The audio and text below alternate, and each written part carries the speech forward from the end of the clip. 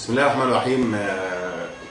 حكايه الانتخابات اللي جايه ان شاء الله، يعني احنا كنا بنزعم او بنتوقع ونامل ان هي تطلع انتخابات حره ونزيهه، لكن في ظل الظروف اللي احنا عايشينها دلوقتي ان الفساد لم يتغير والوجوه لم تتغير، واللي ماسكين المقدرات بتاعت الامور هي في كل مناحي الحياه الناس هم. فانا اتخيل واتوقع ان هيحصل برضه لعبه في الانتخابات اللي جايه.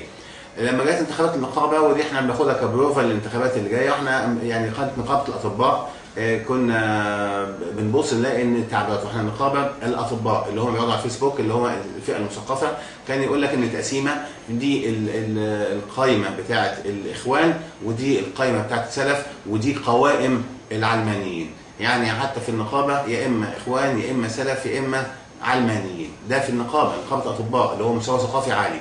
طيب لما يجي بقى مجلس الشعب ويجي لمستوى الناس البسطاء، وندخل في وسط الفلاحين، وندخل في وسط الناس اللي هم الاميين والناس البسطاء اللي ما يعرفوش حاجه خالص، ونقول لهم دي بتاعه السلف ودي بتاعه الاخوان ودي بتاعه الكفار اللي هم العلمانيين، وممكن ندخل معاهم الفئه الرابعه ودول الفلول. كده يبقى الحمد لله يعني الانتخابات مجلس الشعب حسمت من قبل ما تبدا، وهو ده للاسف المتوقع.